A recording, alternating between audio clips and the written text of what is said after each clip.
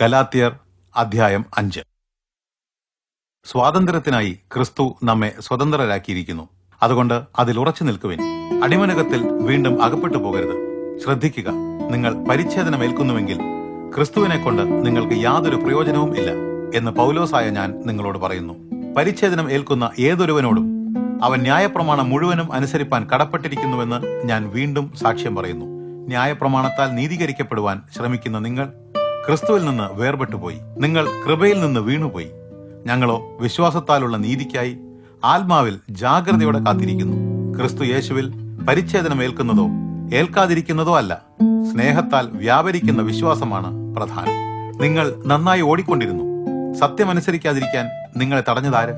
ഈ പ്രേരണ നിങ്ങളെ വിളിച്ചവനിൽ നിന്നുണ്ടായതല്ല. അല്പം പുളിമാവ് മുഴുവൻ മാവിനെയും പുളിപ്പിക്കുന്നു. നിങ്ങൾക്ക് മറ്റൊരു കാഴ്ചപ്പാട് ഉണ്ടാകയില്ലെന്ന് കർത്താവിൽ എനിക്ക് ഉറപ്പുണ്ട്. നിങ്ങളിൽ കലക്കമുണ്ടാക്കുന്നവൻ ആരായാലും ശിക്ഷ അനുഭവിക്കേണ്ടി വരും. സഹോദരരെ, ഞാൻ ഇപ്പോഴും പരിച്ഛേദനമാണ് പ്രസംഗിക്കുന്നതെങ്കിൽ എന്തിന് ഞാൻ പീഡനം സഹിക്കണം? അങ്ങനെയെങ്കിൽ ക്രൂശിന്റെ ഇടർച്ച നീങ്ങിപ്പോയല്ലോ. നിങ്ങളെ കലക്കുന്നവർ അംഗച്ഛേദം ചെയ്തിരുന്നെങ്കിൽ എന്ന് ഞാൻ ആശിക്കുന്നു. സഹോദരരെ, നിങ്ങൾ സ്വതന്ത്രരായിരിക്കാൻ വിളിക്കപ്പെട്ടിരിക്കുന്നു. നിങ്ങളുടെ സ്വാതന്ത്ര്യം ജഡത്തിന് അവസരമാക്കാതെ സ്നേഹത്താൽ അന്യോന്യം സേവിക്കുവിൻ. നിന്റെ അയൽക്കാരനെ നിന്നെ പോലെ തന്നെ സ്നേഹിക്കണം എന്ന ഏക കൽപ്പനയിൽ ന്യായപ്രമാണം മുഴുവൻ സംക്ഷേപിച്ചിരിക്കുന്നു. നിങ്ങൾ അന്യോന്യം കടിക്കുകയും വിഴുങ്ങുകയും ചെയ്യുന്നതിലൂടെ ഒരുവനാൽ മറ്റൊരുവൻ നശിക്കാതെ സൂക്ഷിച്ചുകൊള്ളുവിൻ. ആത്മാവിനെ അനുസരിച്ച് നടപ്പിൻ.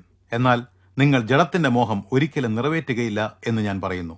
ജഡത്തിന്റെ ആഗ്രഹം ആത്മാവിനും ആത്മാവിന്റെ ആഗ്രഹം ജഡത്തിനും വിരുദ്ധമാണ്. നിങ്ങൾ ഇച്ഛിക്കുന്ന കാര്യങ്ങൾ ചെയ്യാൻ സാധിക്കാത്ത വിധം ഇവ അന്യോന്യം പ്രതികൂലമാണ്. നിങ്ങൾ ആത്മാവിനാൽ നയിക്കപ്പെടുന്നുവെങ്കിൽ നിങ്ങൾ ന്യായപ്രമാണത്തിന് കീഴിലല്ല. ജഡത്തിന്റെ പ്രവൃത്തികളോ ദുർവൃത്തി, അശുദ്ധി, ദുഷ്കാമം, വിഗ്രഹാരാധന, അഭിചാരം, പക, പിണക്കം, ദുശ്ശങ്ക, ക്രോധം, മത്സരം, ദ്വന്ദ്വപക്ഷം, ഭിന്നത, അസൂയ, മദ്യപാനം, വെറിക്കുത്ത് മുതലായവയെന്ന് വ്യക്തമാണ്. ഈ കാര്യങ്ങൾ പ്രവർത്തിക്കുന്നവർ ദൈവരാജ്യം അവകാശമാക്കുകയില്ല എന്ന് ഞാൻ മുമ്പേ പറഞ്ഞതുപോലെ ഇപ്പോൾ വീണ്ടും പറയുന്നു.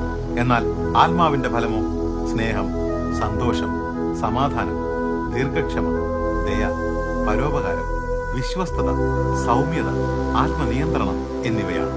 ഈ കാര്യങ്ങൾക്ക് വിപരീതമായി ഒരു ന്യായപ്രമാണവുമില്ല. ക്രിസ്തു യേശുവിനുള്ളവർ ജഡത്തെ അതിന്റെ രാഗമോഹങ്ങളോടുകൂടി ക്രൂശിച്ചിരിക്കുന്നു. ആത്മാവിനാൽ നാം ജീവിക്കുന്നുവെങ്കിൽ ആത്മാവിനെ അനുസരിച്ച് നടക്കുകയും വേണം. നാം അന്യോന്യം പ്രകോപിപ്പിച്ചും അസൂയപ്പെട്ടും കൊണ്ട് ദുരഭിമാനികളാകരുത്.